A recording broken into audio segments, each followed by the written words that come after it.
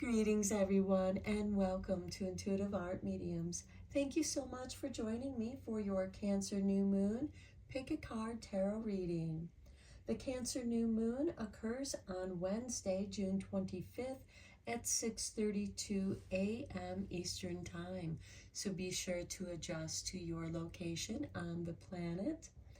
Now, the new moon is a great time for beginning new projects, magical workings, and I also want to mention the night before the new moon, we have the crone moon, the black moon, and this is a great time for doing any kind of shadow work, getting to know your shadow aspects. And you can work with your shadow work as the moon progresses into the full moon, illuminating certain aspects of your shadow. Now, Cancer's ruling planet happens to be the moon, so this can be a very powerful aspect to work with. I will be using 3 different oracle decks. The first reading, I will be using the Moonology Messages Oracle. The second reading, I will be using the Queen of the Moon Oracle. And for the third reading, I will be using the Witch's Moon Magic Oracle. That way there, each reading will be unique and different. And if you are drawn to more than one pile, that's your intuition letting you know that there's a message for you in that reading as well. For pile 1, your stone is the blue calcite. For pile 2, we have the double-pointed sodalite stone. And for pile 3, we have the lapis lazuli stone. So take your time in choosing your pile. And again, if you are drawn to more than one pile, listen to your intuition. It's letting you know that there's a message for you in that pile. I'll begin with pile 1. There'll be timestamps down below for the other readings, and I will meet you at your reading. Hello, pile 1. If you were drawn to the blue calcite stone and the Moonology Messages Oracle, welcome to your reading. We're going to begin your reading with 3 cards from the Moonology Messages Oracle.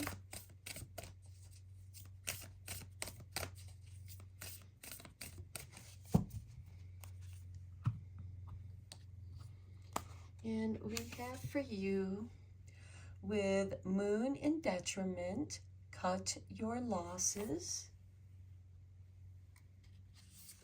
Next, we have Night Moon and Shadow Work. And as I mentioned in the introduction, this new moon is a great time for doing some shadow work. And then your third card is Ring Around the Moon, Protection. So this might also be a good time for protecting yourself. Cut your losses and protect what you have as well as yourself. And then underneath the deck, we have the Cold Moon, Face Your Fears. And to me, that is encouraging to working with your shadow. Some people do fear their own shadow. And to me, that is a message from your shadow saying to get to know your shadow self. Your shadow self is here to protect yourself. And you may have experienced some losses, or before you lose more, maybe it's time to cut those losses and move forward.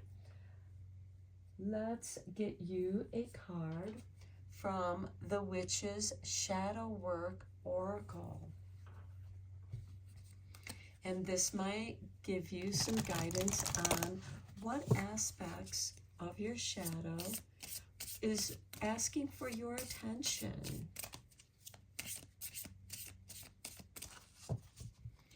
Maybe somewhere deep inside yourself, you are feeling uncomfortable about something, and it could be cutting your losses with a friendship, cutting your losses with a job, or some kind of situation.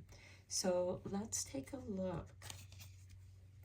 We have the woodcutter, and to me, this goes with cut your losses. I am going to read the meaning of this card from the book.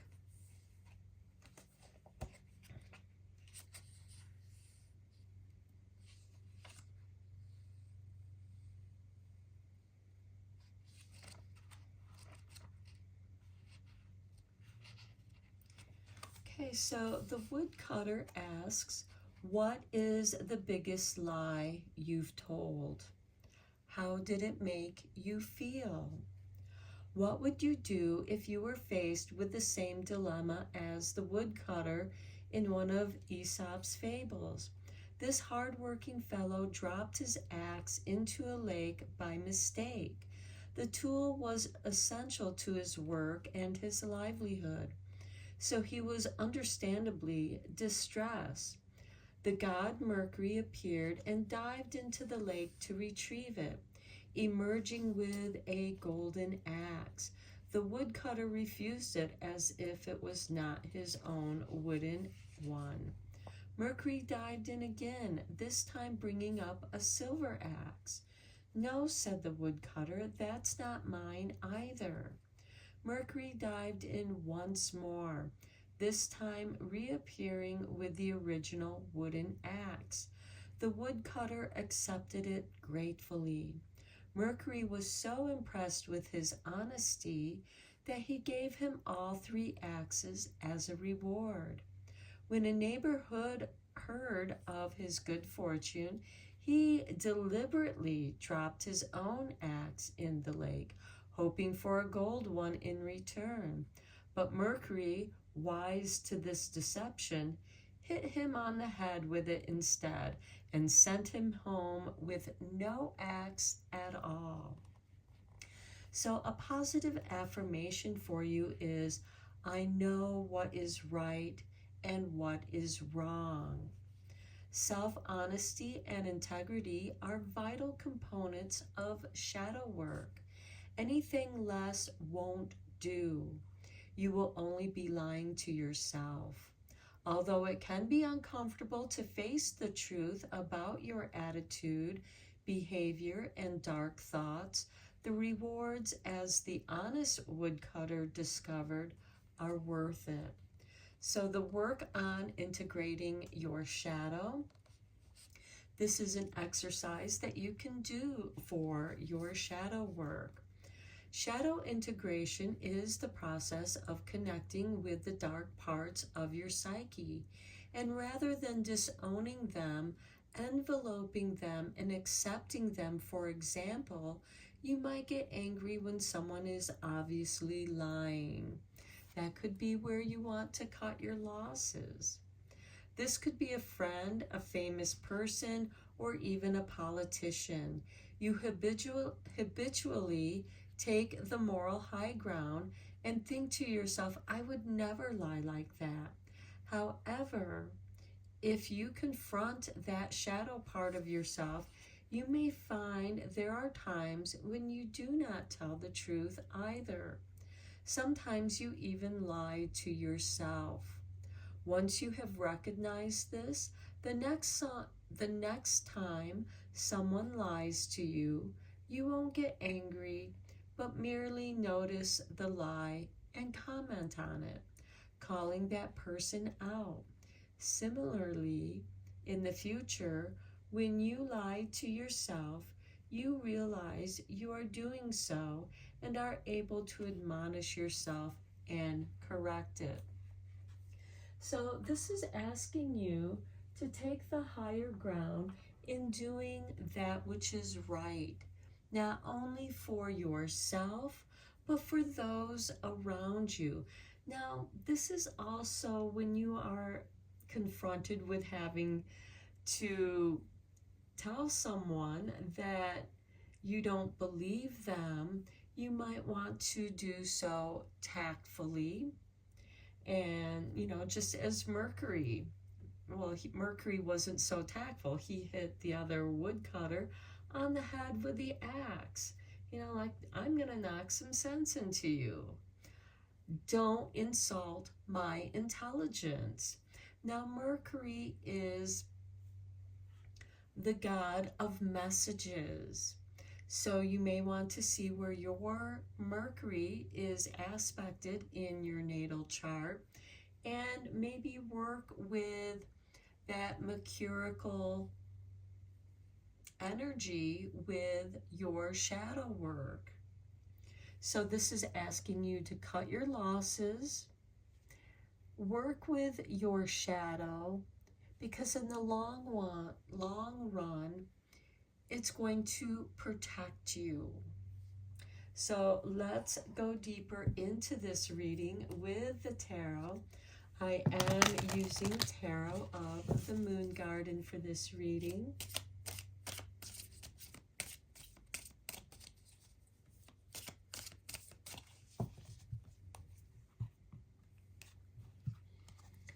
And we begin with the Ace of Swords. Okay, a sword isn't necessarily an axe, but in some ways it is like an axe. It can cut, and it can also be used as a weapon. It's an extension of your willpower. The Ace of Swords is focusing your mental energies, just as Mercury rules the mind, and Mercury is the ruling planet of both Gemini and Virgo. But each sign has a different aspect of Mercury. And the Ace of Swords is asking you to focus. What losses are you cutting from your life? Is this cutting a bad habit out of your life? Next, we have the Ten of Staffs. The Ten of Staffs can be a burden. It can be a heavy load that you are carrying. The Ten of Staffs also represents someone who has grown their crops, have cut them down, and is now carrying the heavy load home. This is asking you to take responsibility for your actions. Now, the staffs or the wands do represent your thoughts, your ideas, things that Mercury does rule over as well, even though the staffs do represent the element of fire and the swords represent the mind, thoughts, energies. Next, we have strength. Now, this is a gentle strength, not an overpowering one, but rather one of gentleness. Making friends with the lion. This woman has made friends with the lion. It's based on trust. And when you have that kind of trust, you can approach this fierce aspect of yourself. Now, the Strength card does represent Leo energy, fixed fire energy, and your strength can offer you protection. Next, we have the Page of Cups. The Page of Cups is ruled by Pisces, and this is a water sign. And it's a mutable sign, just as Mercury is rules Gemini. Gemini is also a mutable sign. And the Page of Cups is very creative. So it is through your creativity that you can express and tap in with your shadow self. Maybe there is something that is stirring around in your shadow self that wants to be expressed, and it can be expressed through your creativity. And then we have the Five of Swords. Okay, the Five of Swords is a card of competition, win and loss, or walking away and cutting your losses. The Five of Swords in this competition, when someone who is better than you, because there will always be someone that will challenge the champion. And sometimes it gets tiresome always having to defend yourself, to protect yourself. So maybe you decide, I'm going to let the next person come along and win because I want to go do other things with my life. And they can learn the lessons of having to always defend their position and how much time and energy that cuts into your time into doing other things. This can be someone who's a workaholic, who's always working and never takes time out to actually enjoy their life. This could also be you are always being put on the defensive, having to defend your position, protecting yourself. And maybe it's time to step down, step away, cut your losses out of self-protection. And this could be a way for you to protect your health and well-being as well. At the bottom of the deck, we have the Chariot. Now, the Chariot is a card of independence, but it is also a card of choices. Here he has a starry canopy, and here we have the new moon, the new waxing moon, which occurs just after the dark moon. And this could be you maybe choosing your own independence. And with the starry canopy, it could also indicate checking in with your own astrological chart and seeing how the current astrology, where the planets are, how it is impacting your natal chart. Let's go deeper into this reading with some clarifying tarot cards. I will be using the Everyday Witch for your clarifying cards. On the Ace of Swords, we have the Two of Wands. So the Two of Wands is something that you have been contemplating, but it's also asking you to step out of your comfort zone. He is standing on top of his castle, overseeing his realm. And he's thinking about the next project he wants to work on. And you become very focused. And with that, on the Ace of Swords, what you are contemplating is something that you're very focused on doing, but you're contemplating on how you can do that. On the Ten of Staffs, we have the Five of Swords showing up again right here. Okay, the Ten of Staffs is the burden of having to defend your position, always having to defend your position.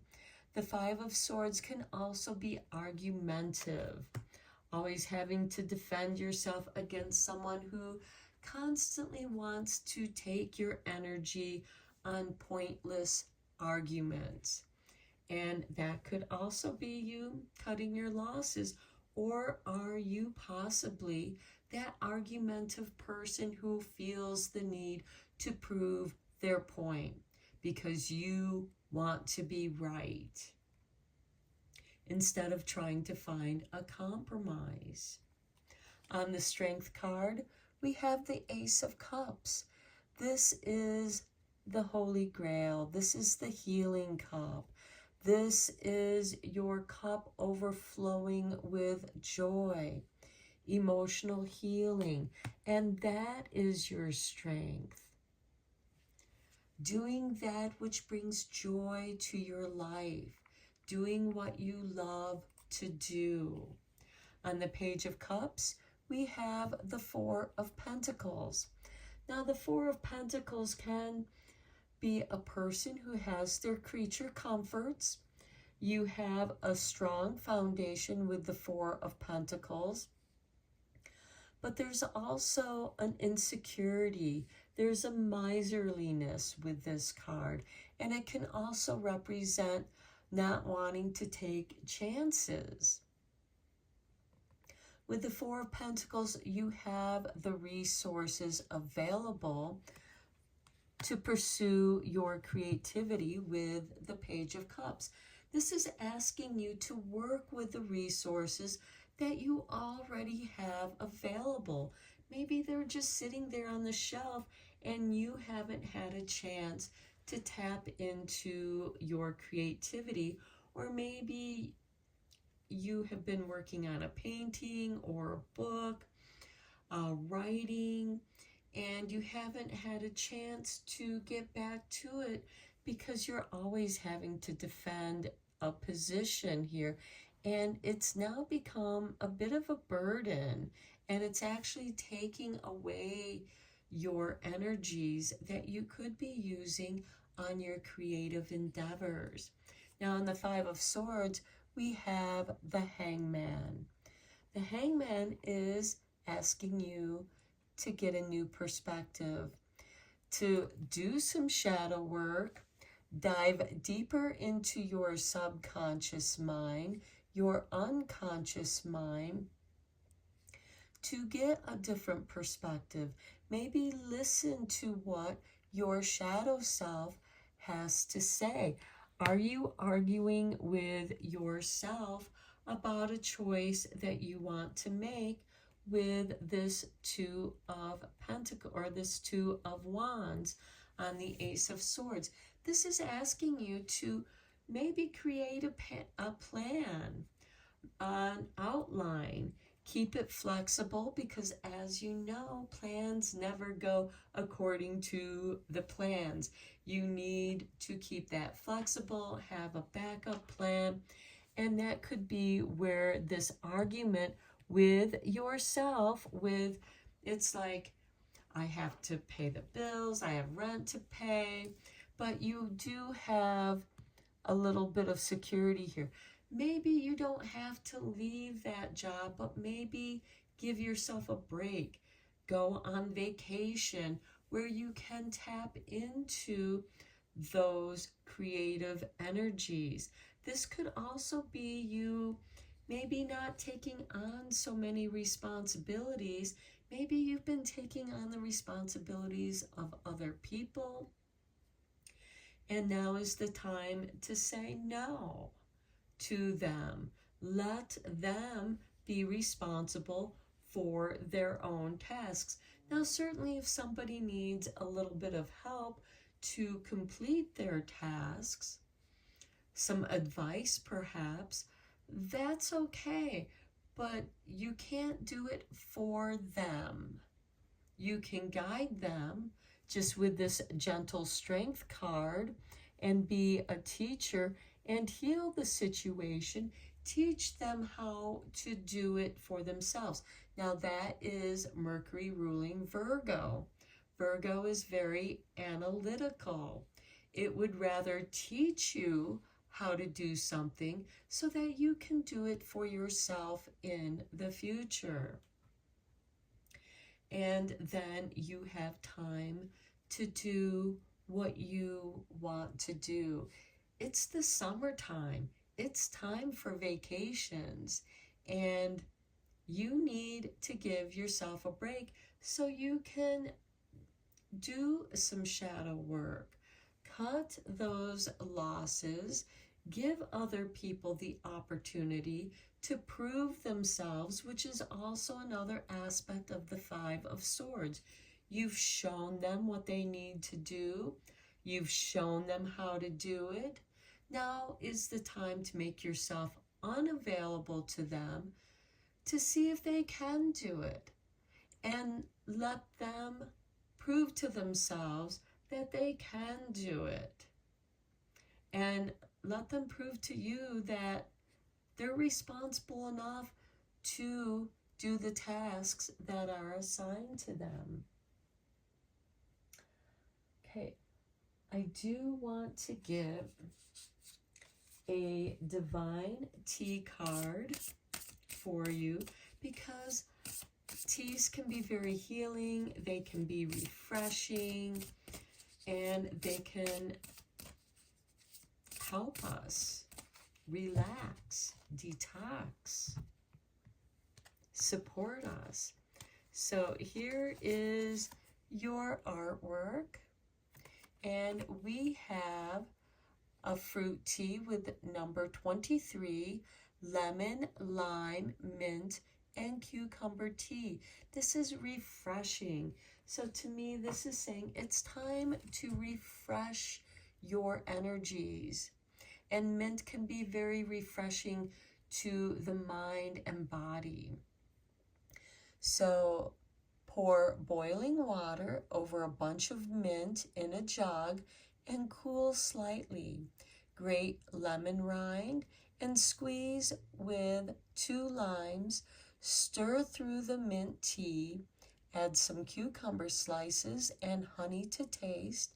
Stir and cool in the refrigerator. Fill glasses with ice and pour tea over the ice. So you can pause this video if you want to write down this recipe.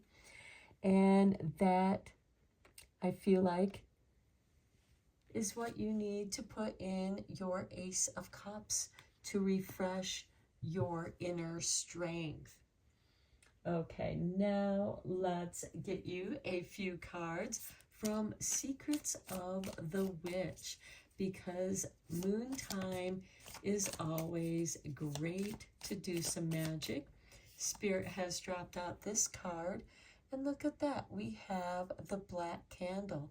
How perfect for the black moon, the new moon. Feel the energy. The witch lights her blessed black candle, surrounded in salt and herbs for you. Farewell now to ill luck. All misfortune burns away in the flame of the witch's candle. And in a way, this is cutting your losses, and it's also a form of protection. Okay, Spirit has dropped this card out. Natural magic. Nature is the witch's path. Her passion, her source of power. From the natural world, she sends you her wild wisdom, patience, timing, the art of change, love, growth, and release. Blessed be. And as you are releasing, cutting your losses, you are then creating a space for something new to come in. And to me, that speaks of the Ace of Swords with this 2 of Wands, as well as the Strength card. Let's get you one more card from the Witch's Secret.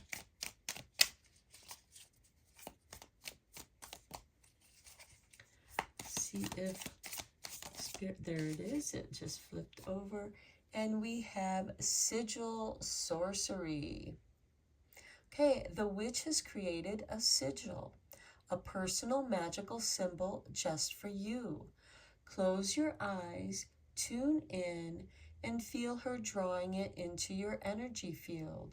You are protected, you are safe, you are loved, and this speaks very strongly to the protection. Okay, now as far as protection sigils go, you may want to look up runes. For example, the rune Tyr, which looks like an arrow, was quite often used on weapons to protect the warrior. There are also other runes that you can use, and you can maybe merge them together. You may also, in meditation, see a rune, ask your shadow self to show you a sigil. You could also research different sigils and find a sigil that calls to you.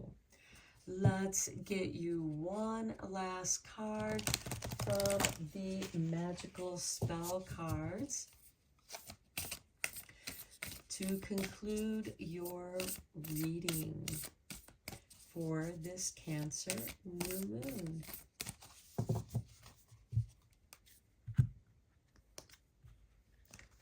Okay, and we have for you, look at this, number 33 with creativity. We talked about that with the Page of Cups and with the Four of Pentacles, saying work with the resources that you already have available to you. I have a feeling that for some of you, this is a hobby that you've been working with, and maybe it's been a long time that you've come back to that hobby and it's calling to you. By all above and all below, let me connect, let creativity flow. And number 33 is a master number. And I am going to read the spell that you can do. This will go deeper into the spell. So creativity is the ability to manifest ideas that begin in dreams, wishes, and those fleeting moments of seeing something in a new and exciting way. That's that Two of Wands. Also, the Hangman. Okay, and by seeing something in a new and exciting way, to make them true, real, and tangible, so that you can share their power and inspiring energy. Creativity is sacred to the universe and is central to magic. Cast this spell to allow the enchanting power of creativity to move your dreams into reality. If this spell has chosen you, the universe wishes you to understand that there are gifts that you, and only you, have to offer the world. Take the time to work this spell's magic so you can come to understand and express those gifts. If you have chosen to cast this spell, you may feel blocked or that you are not as creative, artistic, nor as talented as you would like to be. This spell will help you to uncover your gifts, to put them to use, and to refrain from the judgment and self-persecution that stifles the creative gifts that lie within you, ready to bloom and to blossom. Creativity comes in many forms, and this spell will awaken the creative artist within you and allow this gift to be expressed through you in a truly beautiful and needed way. Okay, you will need a candle, a pen, and a journal. Go to your sacred space during the waxing or full moon. Now keep in mind, the new moon is the beginning of the waxing moon. Set your candle on your altar and light it. Breathe in for 3 counts. Pause for 1 count, then breathe out for 3. Do this 3 times. When you feel still and calmed, visualize a circle of white light all about you, spiraling into infinity. And I will show you the spell. So you can pause it and write it down if you want. By earth and air, water and fire, Bridget ignite, Lou inspire. By sword and wand, stone and flower, bring to me creativity's power. By all above and all below, let me connect, let creativity flow. And by the power of 3 by 3, as I do will, so mote it be. Ask silently for Lou's talents to be shared with you, and for Bridget's fire of inspiration to ignite your innate creativity. Open your magical journal. Take up your pen and write down any ideas, impressions, or doodles that come to you. Let yourself be a channel for creativity and divine expression. Be whimsical and light in your approach. When you feel the time is right, thank Lou and Bridget. Blow out your candle, thus sending a wish out to Bridget and to Lou. See your circle of white light shimmer, and then be taken back into the universe, taking with it all your wishes and the spell's energy. Blessed be creative one. Okay, this is a beautiful reading, pile 1. You obviously are being called to tap into your creativity and maybe renew your creativity. And now is that time. So until next time, take care, and blessed be my friends. Take care. Hello, pile 2. If you were drawn to the double-pointed sodalite wand, welcome to your reading. I will be drawing you 3 cards from the Queen of the Moon Oracle.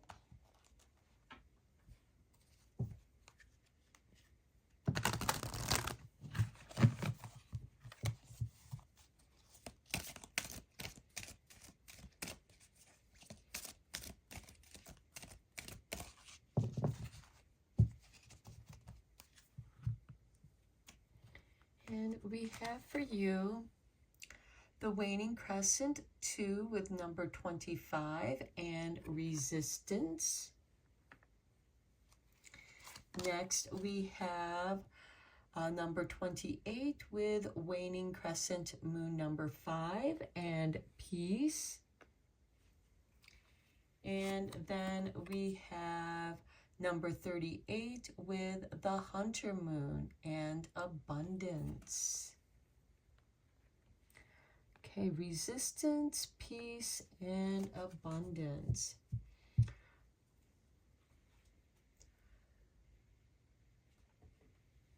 Okay, so with the Resistance, what is it that you are resisting? What is holding you back?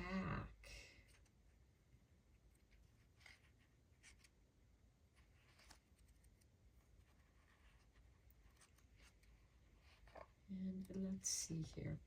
I just want to read the little paragraph here for you. Familiarize yourself with how resistance manifests for you, the overt and the covert. If you continue to have doors slammed in your face, turn around. There will normally be an open door. Procrastination is just another kind of fear. Move forward with confidence and persistence. An affirmation for you is, I flow through resistance and I am in control. There are 2 kinds of resistance. The first type we encounter when we keep getting obstacles placed in our way or our way is blocked. For example, we try to get a particular job in a particular field, but no matter what we do, it doesn't happen. This is external or overt resistance. Covert resistance, which occurs when we say we really want to do or complete something, but feel resistance not to, is somewhat sneakier. All forms of procrastination fit in here. Writer's block being a classic example when we want to do something but getting distracted and we don't do it, or we just can't seem to engage our will enough. That is covert resistance. When we want to get rid of a bad habit, an addiction, an old pattern, in fact, anything we are thinking of releasing for the dark moon, and feel resistance in doing so, we have a big dose of covert resistance. Now, keep in mind, before the Cancer new moon, the night before this new moon in Cancer, we have the dark moon, the crone moon in Cancer. So we must battle the second kind of resistance like we would battle a crafty and terrible enemy. We must raise our shields and sharpen our swords and have a strategy to remove the resistance. In fact, we must flow through it. So a companion stone for you would be the red jasper. And then with peace, peace of mind is one of the greatest gifts we can give ourselves. Refuse drama and do not freely engage with people who use drama as a weapon. Stop fighting. Allow yourself to rest for a while. When we let what we no longer need go, we make room for peace. So are you resisting and letting something go? Your affirmation here is, I choose to create and hold peace. I allow this to ripple out into the world. Now, some of you might feel all that resistance that's going on in the world, and you're feeling that inside you. It's stirring up some fears, which is a kind of resistance. And this peace card is asking you to come into yourself, maybe through meditation, breath work, to help release your doubts and fears. When we are anxious, when we are an anxious bunch as modern folk, we are constantly stimulated or not stimulated enough. We find it hard to sleep, and for some, we self-medicate with food, devices, drama, and work. And that comes back to the resistance of trying to break a bad habit. Are you ready to break that bad habit? What steps do you need to do to help you break those bad habits if that's something that you're dealing with? We seek peace, but we don't know how to go about it particularly well. Peace can begin with a series of decisions we make. For example, we can decide we can't control everything. Shock.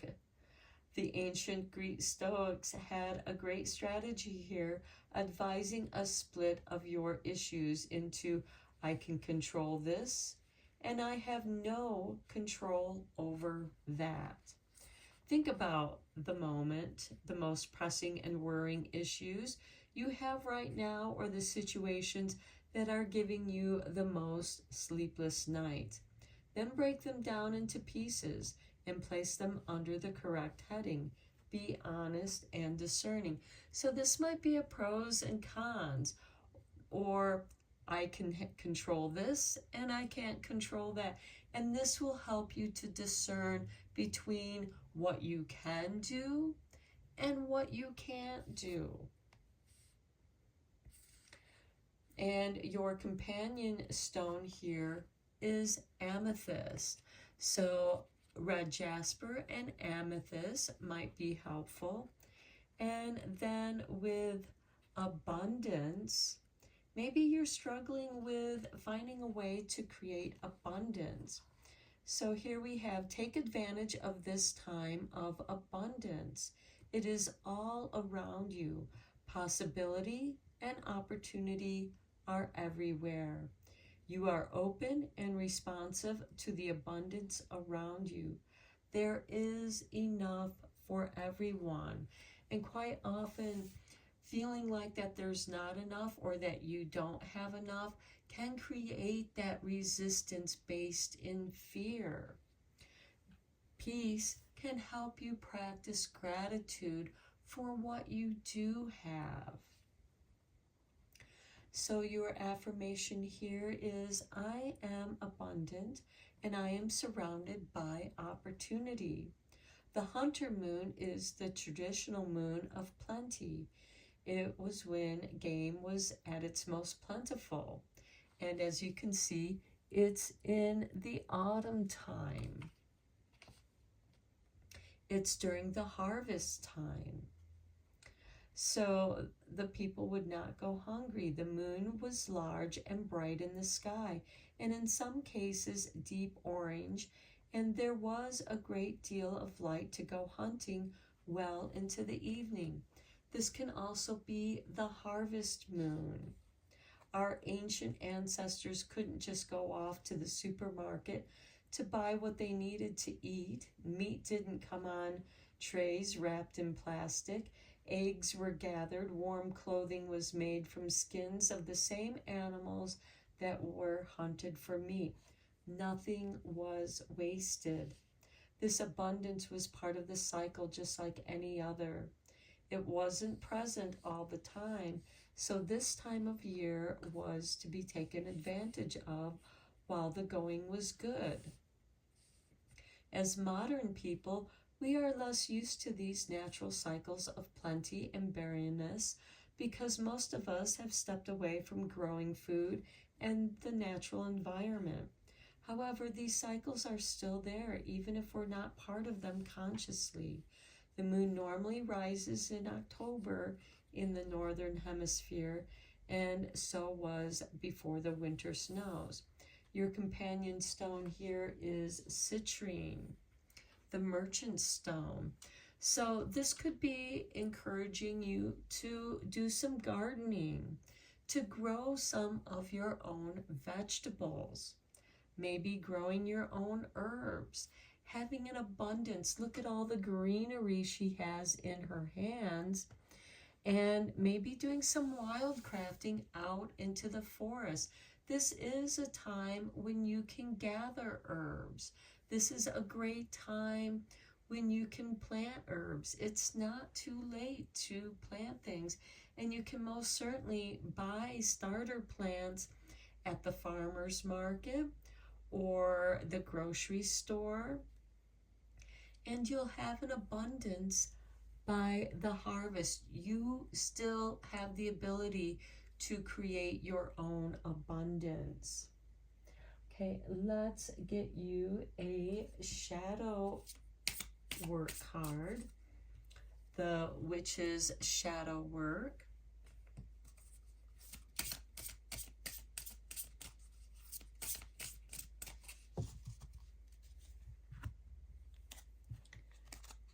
And we have for you, look at this, the forest. And I was talking about doing some wild crafting, reconnecting with nature, getting back out into the forest, doing some wild crafting.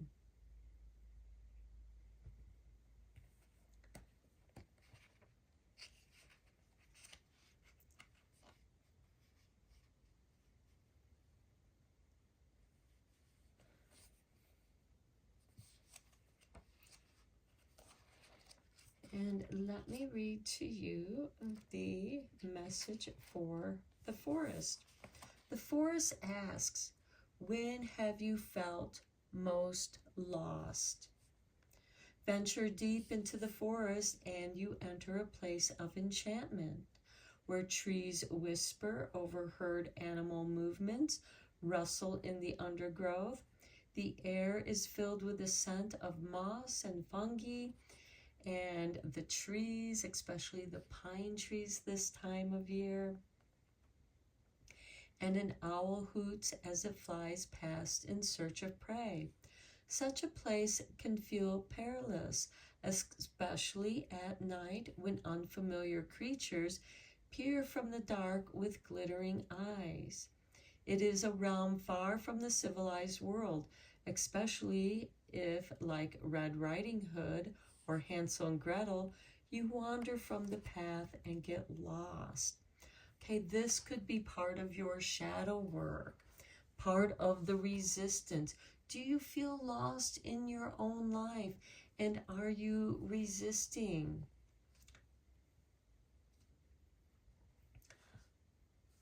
Okay, but there is another friendlier side of the forest where its trees provide shelter and sanctuary, where animals present no threat. Druids gather in sacred groves. The elves, fairies, and shamans skip, dance, and drum beneath its branches. This is forest of healing and transformation, where the imagination can expand and blossom, and where you can run wild and return to your primal self. Dreaming of getting lost in a forest means you could be on the threshold of venturing into the unknown, either in real life or on your spiritual journey. You say, I trust myself and know that I can always find my way home from the forest. Your home is within yourself. Your soul dwells within your body, and that is where you will find your peace. It is a state of mind, just as abundance is a state of mind. So go forest bathing. Visit a local wood or a forest where you feel safe and at ease. As you walk under the canopy of trees, take some deep breaths and smell the air filled with the aromas of wood, moss, and mushrooms. Now focus on your other senses. What do you see? What sounds do you hear? Do your feet crunch on dead leaves and twigs? How does the air feel on your skin? Quiet your chattering mind and let your senses explore the forest around you. Find a tree that you are drawn to. Perhaps it speaks to you, and sit with your back to it or lie down beneath it. Great time for meditating and peace.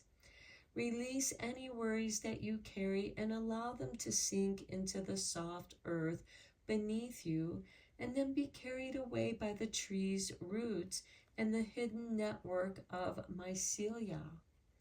As you leave, thank the tree. Make your way back along the path, confident in the knowledge that you will not get lost and you can always return. Now, this might be a great time to take a little forest guide with you. Maybe your journal where you can draw out this section, making a little forest map in your book of shadows, in your little forest journal. And it can be a fun exercise for you to do. Okay, let's go deeper into this reading with the tarot. I feel like that quite often when I've walked out into the forest speaks to me. Nature will speak to you. And it can share its wisdom. You may be drawn to a certain tree And you may want to delve deeper into the meaning of that tree. For example, pine trees are great trees of protection and comfort. Their resin, you can sometimes find pine resin oozing out of the tree, and you can harvest some of that for your incense or just to smell, to bring you back to the forest and that comfort. Willow trees are great for dreams. So again, look at what your tree has deeper meaning for you. We have the Nine of Swords, the never-ending nightmare. This is what you're resisting. And usually when the Nine of Swords shows up, it means you are not sleeping well at all. And you wake up unrested, full of anxiety, you feel tired. Next, we have the Five of Staves. This is inner turmoil, but this is also trying to help you find where your weaknesses are and where your strengths are. The Five of Staves are usually when people are sparring. You know, this could be like a debate team where you're practicing for a debate competition. The fives do tend to be competitive, and the Five of Staffs is more about a friendly competition. You may have a competition. Perhaps it's a sports meet that you are feeling very anxious about. Well, in meditation, you can visualize what it is that you are doing in that sport, and you can visualize yourself doing that, and that will help. Quite often athletes will visualize what it is that they're about ready to perform just before they perform it, so their body remembers what they're doing. Their body has that muscle memory through all that practice. Next, we have the Two of Pentacles. This is you juggling your energies, asking you to come back into the flow. Are you juggling too much? Are you even able to juggle? I myself am not a good juggler, but this is about the incoming energy and the outflowing of energies. This can also be the inflowing of resources and what resources are going out. Are you able to keep up with the demands that are put on you? Next, we have the Six of Swords. Okay, the Six of Swords is encouraging you to step away, get away from the choppy waters into the calming, healing waters. This could be asking you to go into a retreat, perhaps retreating into the forest where you can reconnect with your primal self. Next, we have the Emperor. Okay, the Emperor is ruled by Aries, a new beginning, a self-starter. Aries is ruled by Mars, and this can be, you know, maybe you're hot-headed, maybe you're struggling with your own temper, but it's only because too much has been placed on you, and you need to give yourself a break so that you can reground yourself, so that you can manifest what it is you want to do. Here we have a king who appears to be at rest, sitting on his throne. But beneath his robes, he is wearing his armor. He has his weapons about him. He is holding an ankh. He is holding the sphere. There are arrows of intentions. Here is the shield of protection. He may appear relaxed, but he is ready for action. And that action that is calling to you is to step away from the stress, retreat. It could just be for a weekend, or maybe a week if you need longer, but give yourself a chance to retreat. Immerse yourself in nature. Now, please keep in mind that Aries, when the sun enters Aries, it initiates the first day of spring. Just as Cancer, when the sun enters Cancer, it initiates the first day of summer, and we are just in the beginning of summer.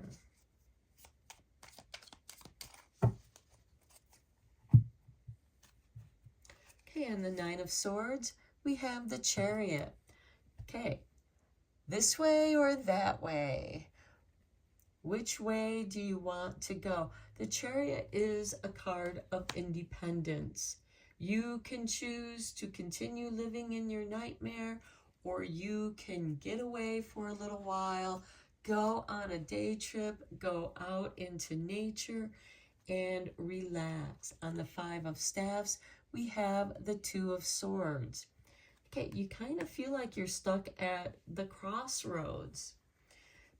Card of indecision. The Five of Staffs is this sparring. You feel like you're in a checkmate, or a draw. You're not moving forward, you're not moving backward, you're just kind of stuck at the crossroads, much like this Two of Pentacles, where, you're juggling, and, eventually you're going to lose that flow because you're going to get tired. On the Two of Pentacles, we have the Six of Wands. This is a card of victory. So I do feel like that it's up to you, and the Six of Wands does follow this Five of Wands. The Chariot is a high arcana card, just as the Emperor is. The Emperor is a card of authority. You have the authority to say, I need to take a break, and I'm going to take one. And with the Six of Wands on the Two of Pentacles, it shows that you will come back refreshed and ready with a clear mind. On the Six of Swords, we have the Ace of Pentacles, a new seed of potential. Okay, so with this being on the Six of Swords, this is asking you to step away. The Ace of Pentacles is also initiation. You have to plant that seed in order for the potential of that seed to grow. And in order to do that, you need the Six of Swords to find that peaceful place. With the Six of Swords, this could be getting away from where you're at and going somewhere, maybe just out into your garden. And getting some garden therapy will be enough. On the Emperor, we have the Magician, manifesting your desires.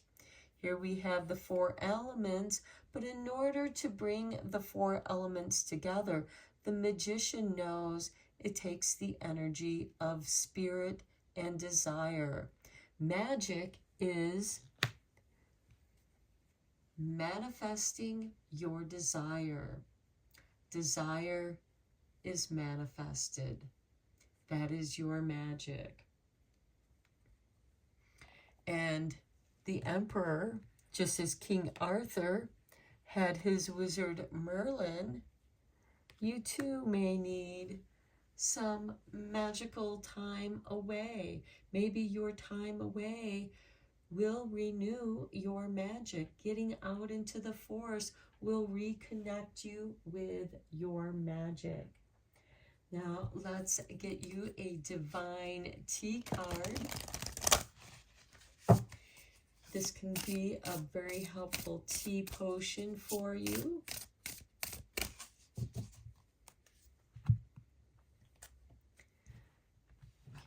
here is your artwork.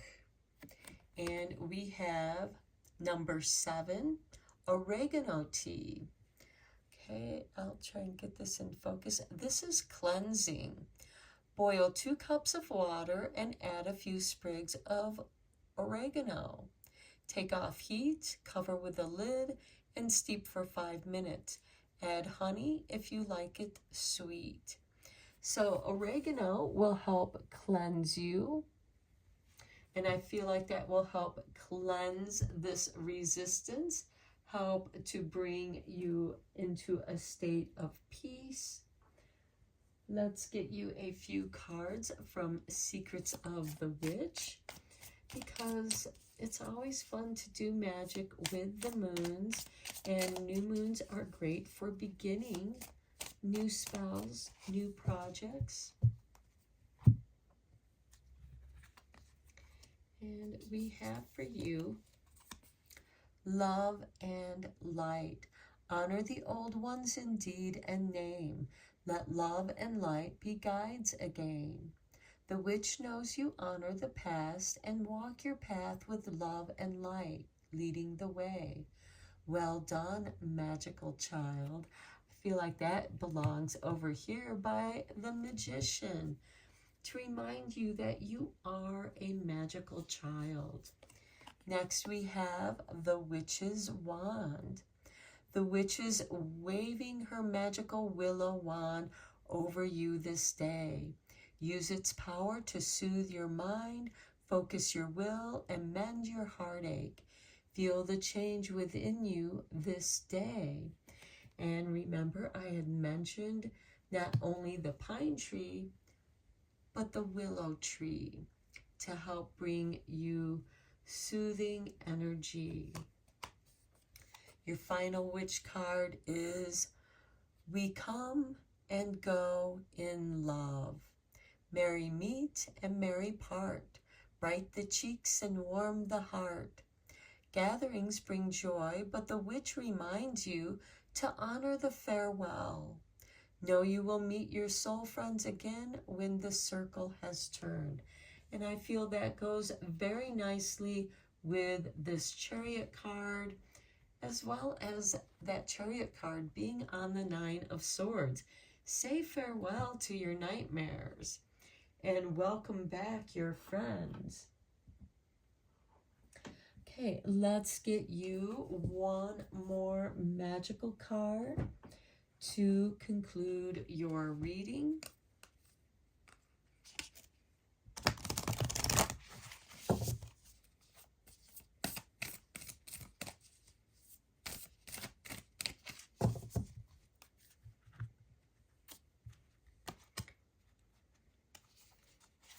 And we have for you inspiration with number 19. Isis, goddess of magic, I ask thee to bring your inspiration to me. Keep in mind that the emperor is holding an ankh, which is an Egyptian symbol. And look, on the bottom of the deck, we have 43, harvest. You have the harvest moon right there, the hunter moon. As the waves of ocean are infinite, as trees in the forest grow tall, let my work now bring me harvest. I am ready to receive my all. Okay, find your inspiration. Okay, let me just read quickly your inspiration card. Inspiration can sometimes evade us. We know we must get started on a project, and yet original, innovative, and exciting options just elude us. To me, I feel like that speaks of the 9 of Swords and the 2 of Pentacles, as well as that 5 of Staffs with the 2 of Swords. There is a reason for this. We humans need the energy of a certain kind of magic in the guise of genius. The muse, the eternal divine that roams in search of humans who can bring the sacred into the world just for a time. That's the magician on the emperor. If this card has chosen you, the universe would like you to ease your way through the creative minefield you found yourself in. Cast this spell and you'll find that its enchanting power reconnects you to a source of inspiration so profound yet so simple that you will wonder what all the concern was about. Now, to me, that is this Chariot card of choosing to go. And here is the spell, if you want to pause and write it down. Isis, goddess of, you will need a tall white candle and some salt. On a waxing moon, cleanse your home of clutter, then go to your altar. Well, the new moon is the waxing moon.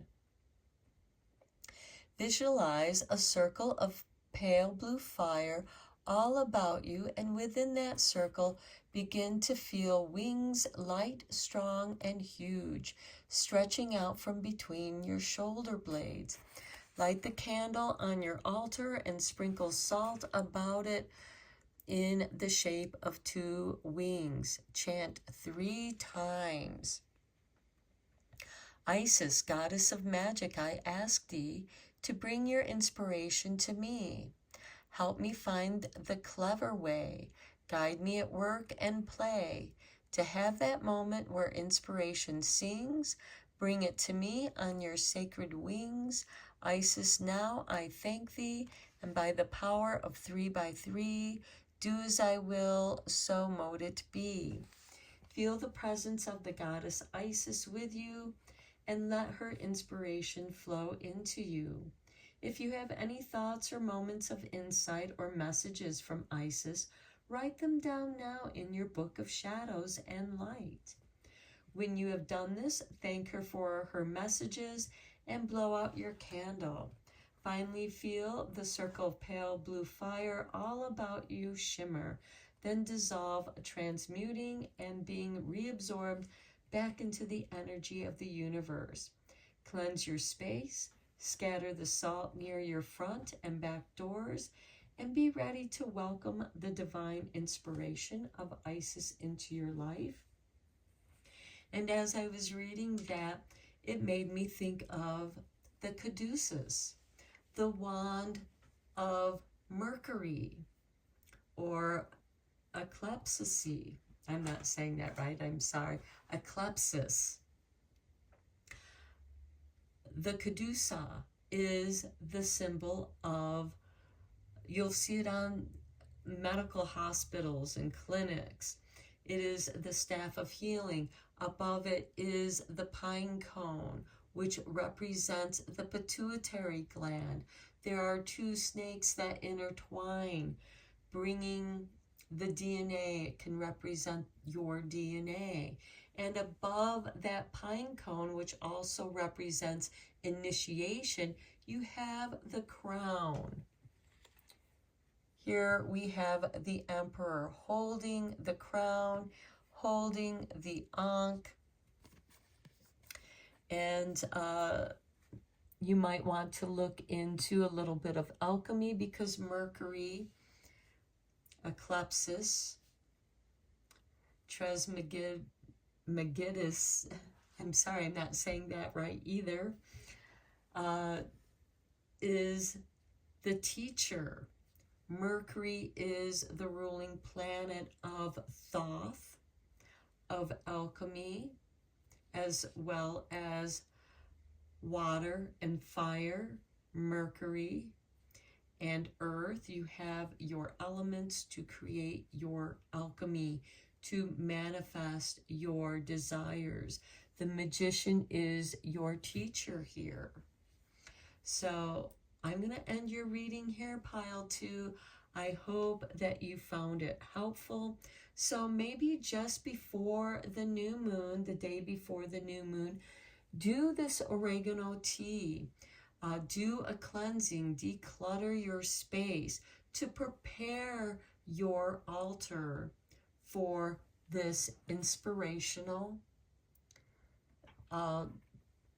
ritual or meditation to help you find peace, grounding, and ground your desires into manifestation. So I am going to end your reading here. I hope that you found it helpful and inspiring. And until next time, take care and blessed be, my friends. Hello, Pile 3. If you were drawn to the Witch's Moon Magic Oracle and the Lapis Lazuli Stone, welcome to your reading. We are going to begin your reading by drawing 3 Witch's Moon Magic cards for you.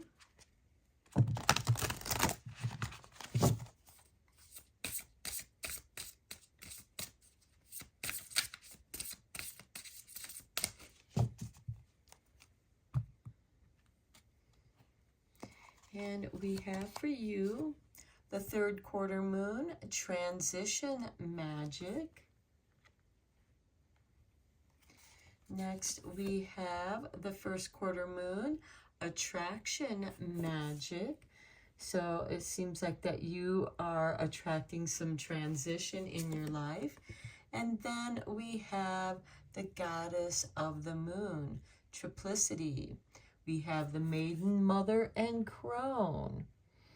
And interestingly enough, I feel like that this spell or your magic work is going to take you through the full phases of the moon. Just before the new moon, we have the black moon, the dark moon, the crone moon. And then we get into the waning moon, which is the maiden moon. And then that would be the 1st quarter moon. And then the 3rd quarter moon is that half moon as it's starting after the full moon. It's waning into the darker moon. So this could take you through the crone moon, the maiden moon with this 1st quarter, into the 3rd quarter to the halfway point of transition when you're transitioning from the waxing part of the moon into the waning side of the moon. Okay, let's get you a card from the Witch's Shadow Work for those of you who desire to do a little shadow work during this time, especially with that goddess of the moon triplicity, embracing all 3 aspects of yourself. Okay, Spirit has dropped this one. Look at that, the crone.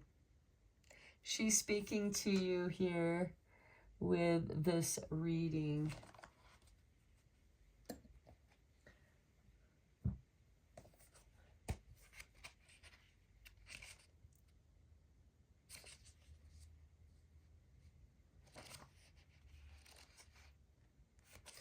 Okay, the crone asks, how do you feel about aging?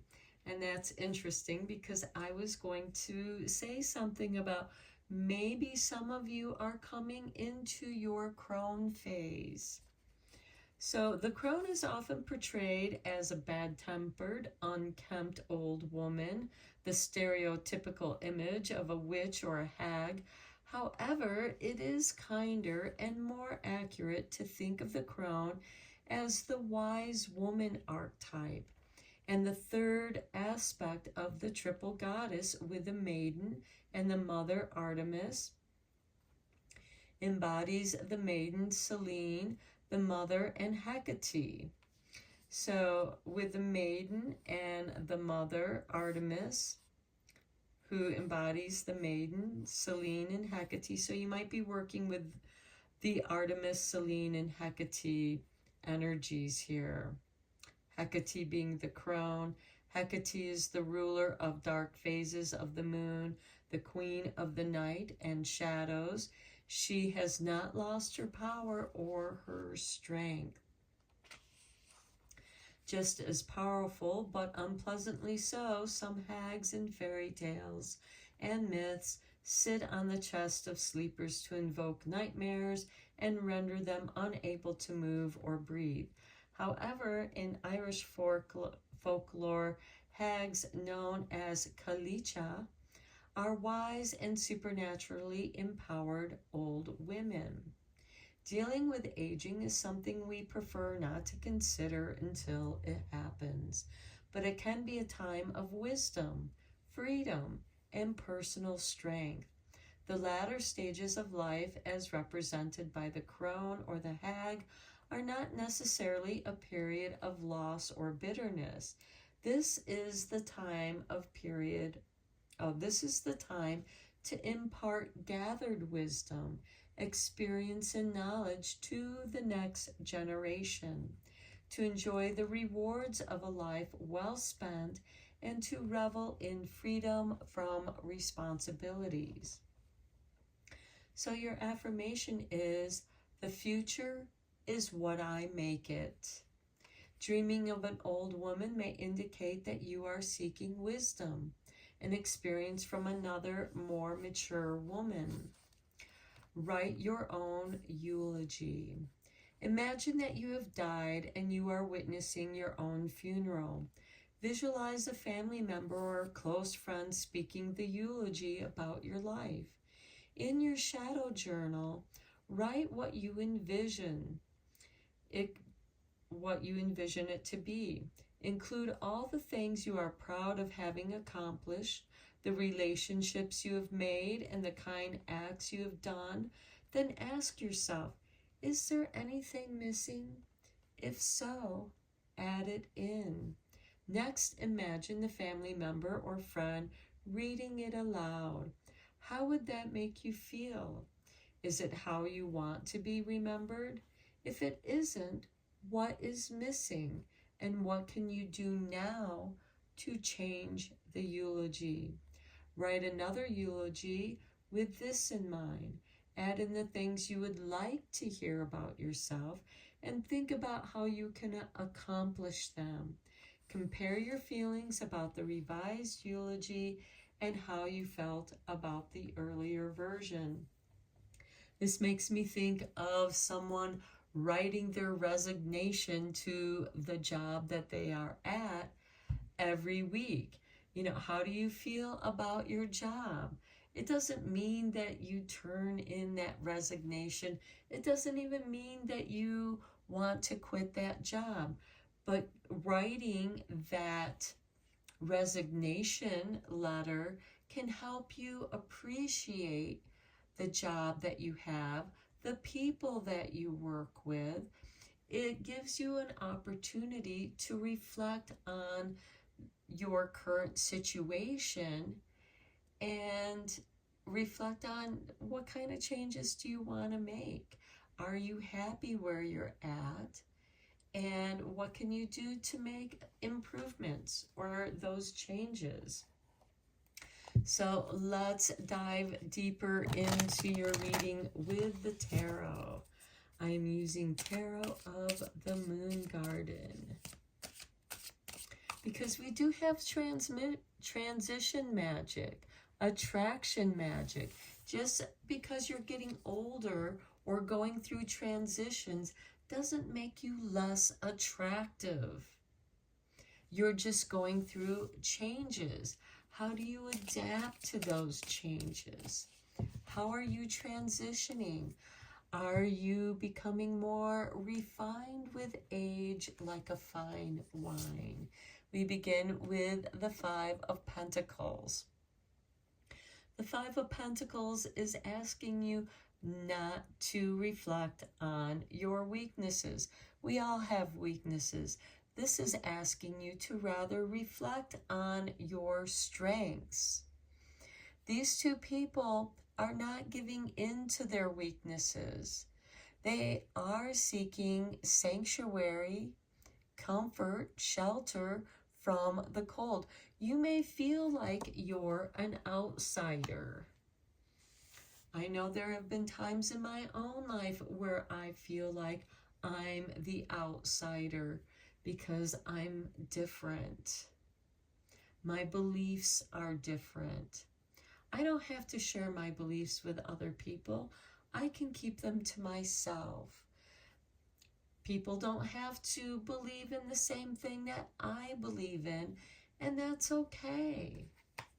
Next, we have the Three of Staffs. This is a card of patience, waiting for your ships to come in. There are new things, new adventures coming your way. This can be receiving news of some new adventure, some new interest. This could also be you waiting for something to come to you. You are receiving something. Next, we have the Eight of Staffs. The Eight of Staffs is quick action, but notice that all of these staffs are pointing in the same direction. Focus your energies in the same direction. For those of you who are looking for a new job, a new career, send out your resumes. And then you'll be waiting to hear back. You might only hear back from 3. You might send out 8 resumes, and you'll only hear back from 3. But in those 3, you will have choices. And I feel like we have Maiden, Mother, and Moon represented here in the 3 staffs. Next, we have the Hierophant. This is a card of initiation, but it is also a card of listening to your dreams, connecting with your spirituality. The Hierophant represents the channel between the spirit realm and the earthly realm. This is the one who shares his wisdom, his experiences with his initiates. Like I said, it is a card of initiation. We have 2 people here that are being initiated into a spiritual belief. Maybe some of you are thinking about starting your own coven or your own magical group. It might be with just 2 other people.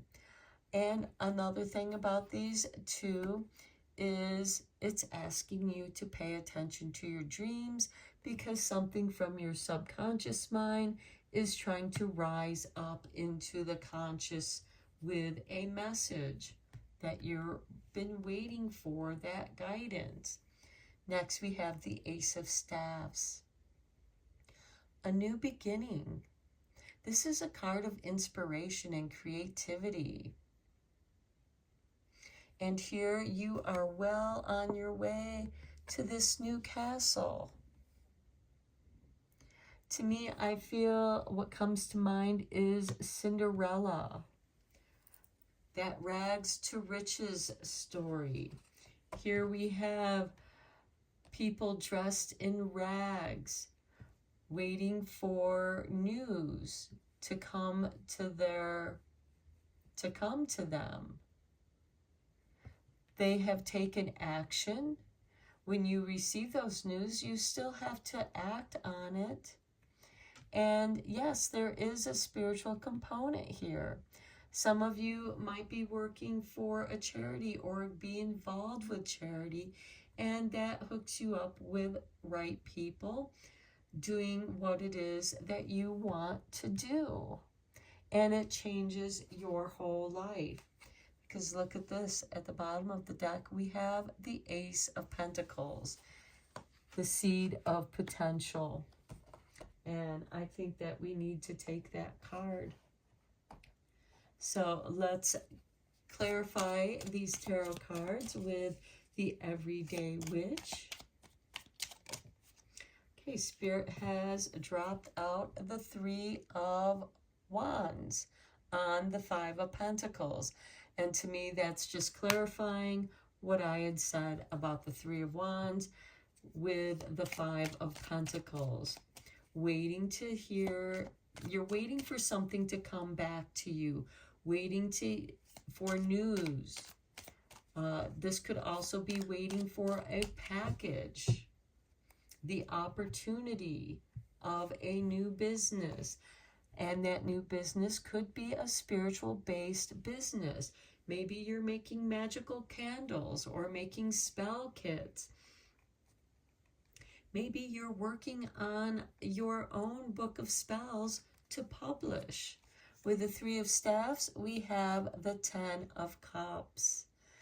This is beautiful. This is a card of happiness, contentment, enjoying all the good things in life. No one is rushing. You are in the flow. The Three of Wands is also a card of patience. It's coming. It's already on its way to you. It's like you ordered something and it's been shipped and it's coming to you. On the Eight of Staffs, we have the Eight of Cups. Okay, this is interesting because the Eight of Cups has you leaving something. It's like you are closing the door on something and another door opens. Perhaps 8 other doors are opening to you. On the Hierophant, we have the Four of Swords. This could be you going on a spiritual retreat to discover who you are at this time. You've gone through this transition and maybe you're feeling a bit of an identity crisis. And you're tapping into your triple goddess, your divine feminine aspects. We are all born from the goddess. We have the one thing that each and every one of us have in common as a human being is that we have all been born from woman. We all grew in a womb and we were born out of the birthing blood of mother. And quite often it is the crone that is the midwife, and it is the maiden who is learning the wisdom of the crone, because she too will become a mother. And with this Four of Wands, this is a card of healing, of restoring your energies to receive the blessings that you're about to receive. There is a new beginning here with these two aces of inspiration and potential. And here we have the Seven of Cups. This is something that you've always wanted to do. This is a card of nostalgia, of happy childhood memories. This could quite often be someone that you haven't seen in a long time that shows up or calls you from out of the blue. And then we have the Eight of Swords. This is setting you free from your doubts and fears. And at the bottom of the deck, just where we had found the Ace of Cups, which is why I think we should take this card, is your creativity, your artistry. Maybe you're illustrating your book. Maybe you are creating artwork that you sell. And it also helps you to work through your doubts and fears. You are transforming, you are transitioning your doubts and fears, which is also part of that Five of Pentacles. You're transitioning that into attraction, to attract creativity, because quite often some of the best songs come from times of doubts and fears, sorrow, all of those things. We all go through them as humans, but it is what you do with that. How do you rise up out of that? And just as with the crone card here, how do you rise up out of your darkness? What is it that you want people to say about you? How strong and resilient you were to rise up. you may have come from a difficult life, a difficult family life, a difficult childhood. And from that, you find your inspiration. You focus on the things to be joyful about, and you walk away from that which doesn't bring you joy, and you heal from that. You use your spirituality and you use your creativity to overcome and heal from those situations. Okay, let's get you a divine tea time.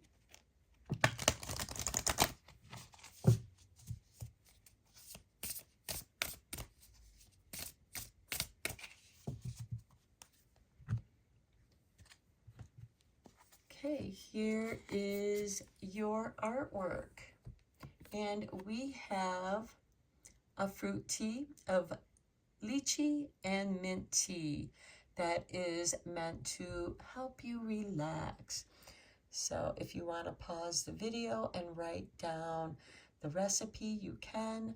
Boil 4 cups of water and pour in a jug with 4 of your favorite black tea bags and steep for 20 minutes. Add a tin of lychees with its juice to the tea mix. Add a few sprigs of mint and chill in the fridge for an hour.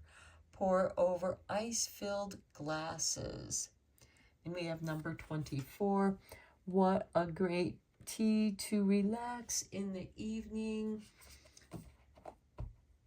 especially after a hot day. And now let's get you a few cards from The Witch's Secrets.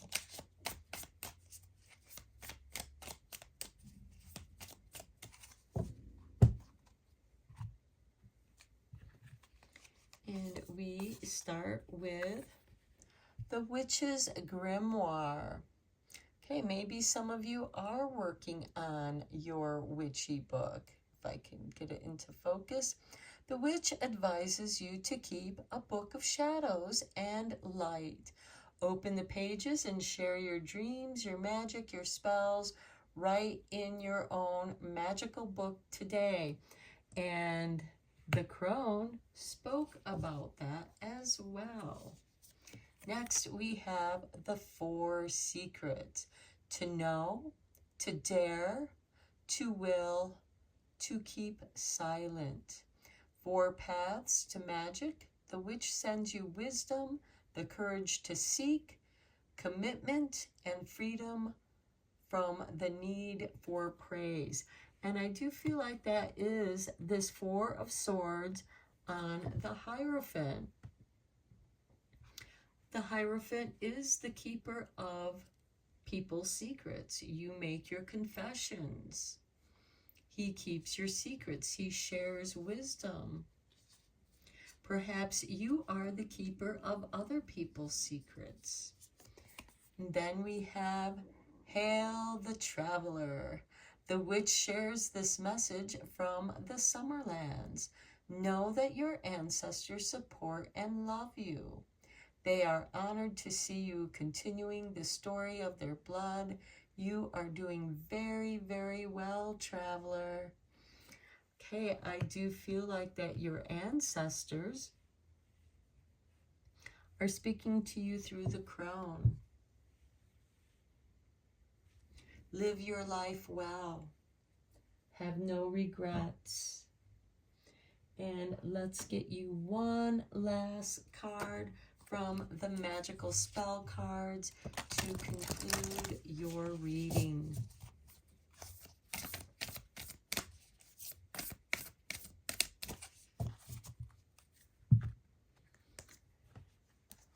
And we have for you victory with number 35.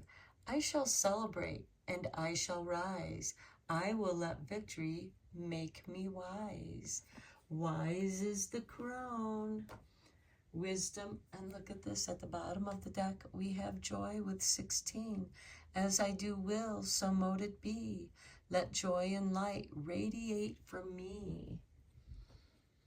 Okay, so I feel like that you are meant to live your life joyfully, and that is your victory. We have the 10 of Cups.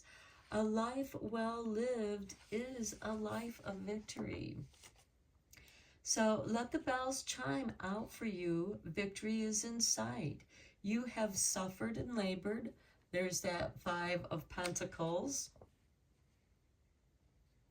Or wondered where this life can possibly be taking you. This spell will help you to hear the pealing of victory bells. This wonderful moment will soon be upon you. Okay, if you have been chosen by this spell, you will soon have cause to celebrate and revel in upcoming events, and this magical spell will help you to do so without fear for your integrity. You can wear the garland of the victor and bring joy and inspiration to others. Be happy when that moment comes and you hear those joyous spells ring out. You will have won a deserved victory. So here is your victory spell, and you can pause the video and write it out if you'd like. You will need a gold cloth, a candle, a goblet or chalice, or just a lovely cup of some warm wine or juice with some warming herbs and spices, a pinch of cinnamon, 3 black peppercorns, 2 or 3 star anise, a cardamom pod, a little honey, and a little nutmeg. Cover the altar in your sacred space with a gold cloth. See a golden circle light moving all about you, encircling you, and filling you with a sense of achievement, participation, contribution, and of exceeding your own expectations. Feel this triumph and joy moving within you and light your candle. Sprinkle the herbs and spices into your goblet with the honey and swirl them about. Gaze into the flame, raise your goblet to the flame, and chant 3 times. Nike, fly unto me now. Place the garland on my brow. Let sweet victory now be mine. Let this triumph be divine. I shall celebrate you, and I shall rise. I will let victory make me wise. Thank you, Nike, and by the powers of 3, as I do will, so mote it be. And you have the 3 right there, the triple goddess. Raise your goblet and drink, sip your wine, and feel its lovely warmth move throughout you. Toast your success, your victory, and know Nike is with you, flying with you, bringing you the ability to be the victor, to succeed, and to surpass even your own expectations. Finally see the circle of golden light all about you shimmer, then dissolve, transmuting and being reabsorbed back into the energy of the universe. Nike, just do it. So put on your Nike shoes, put on your Nike t-shirt, and just do it. Victory is yours. So I'm going to end your reading here, pile 3. I hope you enjoyed it and that it resonated with you and inspired you. Until next time, take care and blessed be, my friends.